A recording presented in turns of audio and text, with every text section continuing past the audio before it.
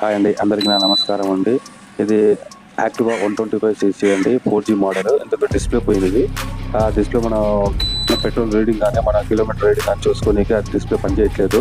అది మీకు వీడియోలో చూపించిన విధంగా చూపిస్తుంది. లైట్ అయితే వెళ్తుంది కానీ కింద డిస్ప్లే అయితే నెంబర్స్ అవి చూపించట్లేదు.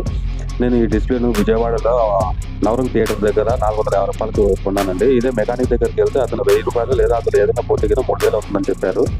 నేను సొంతంగా చేసుకుందామని చెప్పేసి నవరంగ్ థియేటర్ దగ్గర వచ్చేసి ₹450 పెట్టేసి ఈ డిస్ప్లే తెచ్చుకున్నాను. ఈ డిస్ప్లే నేనే ఫిట్ చేసుకున్నాను ఉద్దేశంతో తెచ్చుకున్నాను. మనం ముందుగా వైజర్ మొత్తం స్క్రూతో తీసేసేసి తర్వాత ఆ సైడ్ మిర్రర్ తీసేసేయచ్చు. చాలా సులువుగా ఉంటుంది, పెద్ద కష్టమేం కాదు. ఒకసారి ఇంట్లో ట్రై చేస్తే బాగుంటుంది. కొంచెం టెక్నికల్గా నాలెడ్జ్ ఉన్న వాళ్ళకి ఇది చాలా ఈజీగా ఉంటుంది. ప్రతి ఒక్కటి మనం మెకానిక్ దగ్గరికి వెళ్తే మెకానిక్ దగ్గర అతను ఒకటి చేయాల్సింది ఇంకొకటి చేసేసి దానికి బిల్లు పెంచడం కానీ, వసూలు పెంచడం కానీ, తర్వాత అతని ఛార్జ్ కూడా ఎక్కువగా తీసుకుంటారు. ప్లస్ మళ్ళీ వాళ్ళ ఫిట్టింగ్ కూడా సరిగ్గా ఉండదు. నాకైతే మెకానిక్లో ఫిట్టింగ్ అయితే సరిగ్గా ప్లాస్టిక్ స్క్రూ ఫిట్ చేసినప్పుడు చాలా టైట్గా చేసేసి దాని వెడల్పుగా చేసి ప్లాస్టిక్ పలకొట్టు అలా చేస్తున్నానని చెప్పేసి నేనే సొంతంగా బిగించుకుందామని చెప్పేసి తెచ్చుకున్నాను.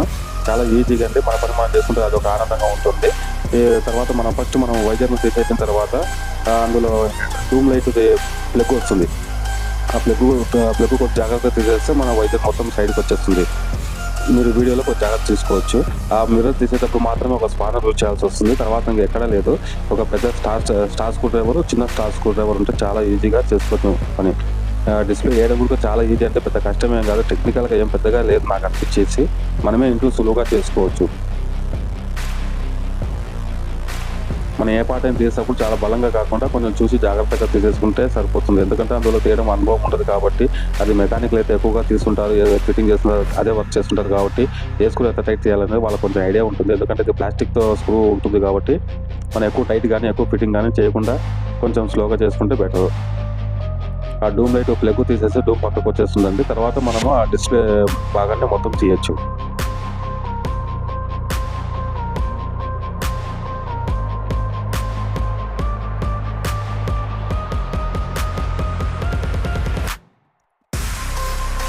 ఆ డూమ్ పక్కన పెట్టిన తర్వాత నేను లెక్క ఉన్న పార్ట్ కూడా తీశాను. నాకు తీయని కొద్దిగా ఇబ్బందిగా అనిపించింది కాబట్టి. అది మీరు ఒకవేళ మీరు చేసే వాళ్ళు ఉంటే కింద సొంతంగా చేసుకుంటానంటే కింద చేసేవాళ్ళ దాన్ని బట్టి ఉంటుంది. మెకానిక్ అయితే చాలా ఈజీగా తీస్తారు. నేను ఫస్ట్ టైం చేయడం ఇది. ఎలా తీయాలో కూడా నాకు అర్థం కాక నిదానంగా ఒకటి స్టెప్గా తీసుకుంటే వెళ్ళాక ఫస్ట్ టైం కాబట్టి కొన్ని మిస్టేక్స్ రావచ్చు. నాకు తెలిసి అయితే మిస్టేక్ ఏం జరగలేదు. ఏదైనా మిస్టేక్ ఉంటే నాకు కామెంట్ రూపంలో చెప్పండి. మన పని మనం ఇంట్లో సొంతంగా తయారు చేసుకుంటే అది ఆనందంగా ఉంటుంది. తర్వాత మన వస్తువు మనం కొంచెం జాగ్రత్తగా చూసుకోవాల్సిన ఉద్దేశం ఇది.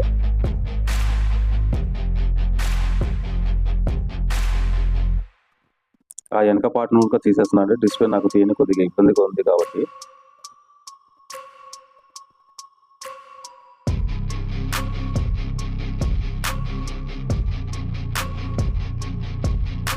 నాకైతే పెద్దగా కష్టమైతే అనిపించలేదండి.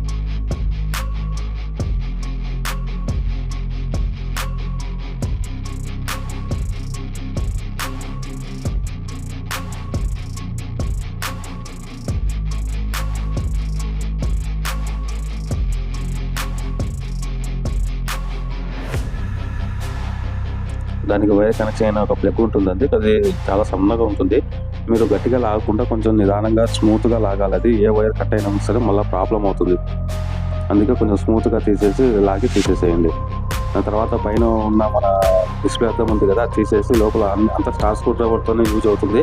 తర్వాత లోపల వచ్చేసి చిన్న స్టార్ స్క్రూ డ్రైవర్ ఉంటే బాగుంటుంది. పెద్ద స్టార్ స్క్రూ డ్రైవర్తో దేనికి సరిగ్గా అది గ్రిప్ అనేది పట్టుకోలేదండి. అందుకే చిన్న స్టార్ స్క్రూ డ్రైవర్ వాడాల్సి వచ్చింది.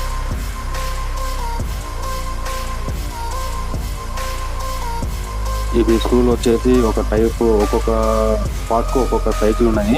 ఆ సైజు మనం కొంచెం జాగ్రత్తగా చూసుకుంటే సరిపోతుంది. అది రేటింగ్ ముళ్ళు ఉంది కదా, అది మన యాంటీ క్లాక్ వైపు తిప్పి తీయాల్సి వస్తుంది. తీసిన తర్వాత చిన్న స్క్రూ డ్రైవర్తో తీసాను. లోపల వచ్చేసి స్క్రూలు కూడా చాలా చిన్నగా ఉన్నాయి. అందుకే చిన్న స్క్రూ డ్రైవర్ వాడాల్సి వచ్చిందండి. పెద్ద స్క్రూ డ్రైవర్తో అయితే అది గ్రిప్ పట్టట్లేదు, స్లిప్ అవుతుంది. చిన్న స్క్రూ డ్రైవర్తో తీస్తే నీట్గా వచ్చేసింది. తర్వాత అది డిస్ప్లేకి దానికి వచ్చేసి 4 క్లిప్లు వచ్చేసినాయి, ఐరన్ క్లిప్లు వచ్చేసినాయి. అందుకు ఒక కటింగ్ బ్లేడ్ కూడా వాడాల్సి వస్తుంది. దాని క్లిప్కి వచ్చేసి అతను గ్రిప్ ఇచ్చేసి పెట్టారు. అది గ్రిప్ క్లియర్ చేసేసిగిన నీట్గా వచ్చేస్తుంది బయటికి. అది లోపల నుంచి రానికి కొద్దిగా కష్టంగా ఉంటుంది. మనం నిదానంగా కొంచెం టైం చూసి నిదానంగా తీయాల్సి వస్తుంది. గట్టిగా మాత్రం లాగి తీయద్దండి.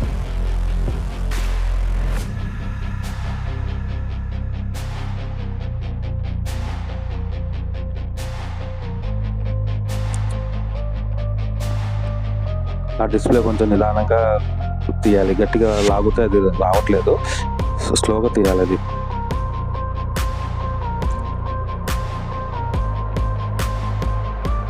ఆ డిస్ప్లే బయటికి తీసానండి. తీసిన తర్వాత వెనకాల రబ్బర్ ఉంది కదా, ఆ రబ్బర్ కొంచెం జాగ్రత్తగా తీసి పక్కన పెట్టుకుంటే బెటర్ అంటే ఇది. దానివల్లనే మనకు డిస్ప్లేలో వచ్చేసి సప్లై అవుతుంది. మనం ఎంత రీడింగ్ తిరుగుతున్నాం, మనం ఎంత పెట్రోల్ ఉన్నది దానివల్ల మనకు కనపడుతుంది. అది ఎలా చేసినా కూడా నాకు ఒకేలాగా అనిపించింది. మరి ఎలా ఉందో నాకైతే తెలియదు. పాత డిస్ప్లే తీసేసి మనం కొత్తగా తెచ్చిన డిస్ప్లే వేసిన తర్వాత వెనుక ఉన్న రబ్బర్ను తీసేసి మళ్ళీ యథావిధిగా దానికి వేసేసాను. ఆ రబ్బర్కి వచ్చేసి కొంచెం బ్లాక్ కలర్ లైన్స్ ఉన్నాయండి. నేను అనుకోవడం వచ్చేసి మెయిన్ బోర్డు ఉంది కదా, ఆ మెయిన్ బోర్డు నుంచి అదే కనెక్ట్ చేస్తుందని చెప్పేసి నేను అనుకోవడము. మరి మనం ఎలా తీసామో మనం అలాగే దాన్ని ఫిట్ చేసిన తర్వాత స్క్రూ బిగించేసి తర్వాత దానికి ఐరన్ క్లాంప్ ఉంది కదండి, ఆ క్లాంప్ టైట్గా ఉంటట్టు ఫిట్టింగ్ చేసేసేయాలి. మనకు రన్నింగ్లో కూడా అది వైబ్రేట్ ఏం రాలేదు నాకు.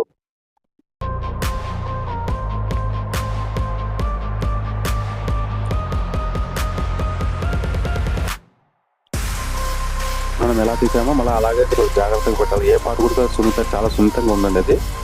డయోడ్స్ కానీ అవి ఏదైనా డిస్టర్బ్ కానీ ఏదైనా మన చేయి తగిలిపోయే అవకాశం ఉంది. అది వేసేటప్పుడు కొంచెం జాగ్రత్తగా చూసి వేసుకుంటే బాగుంటుంది. ఇదంతా ఫిట్టింగ్ అయిన తర్వాత మళ్ళీ మన క్లిప్లు ఉన్నాయి కదా, యథావిధిగా ఆ క్లిప్లను మళ్ళీ టైట్ చేసేయాలి. దానికోసం కటింగ్ బ్లేడ్ ఒకటి యూజ్ చేస్తే సరిపోతుంది. కటింగ్ బ్లేడ్, చిన్న స్క్రూ డ్రైవర్, పెద్ద స్క్రూ డ్రైవర్, ఈ 3 మనకు సరిపోతుంది. ఇంకా సైడ్ మీద తీయడానికి వచ్చేసి స్పానర్. అంతకంటే పెద్ద వస్తువులు నాకైతే అనిపించలేదు. మన లోపల దానికి వచ్చేసి రబ్బర్ గ్రిప్పులు ఉన్నాయి. ఆ రబ్బర్ గ్రిప్పుల ప్రకారం మనం కొంచెం జాగ్రత్తగా పైన డిస్ప్లే బోర్డు జాగ్రత్తగా పెడితే సరిపోతుంది.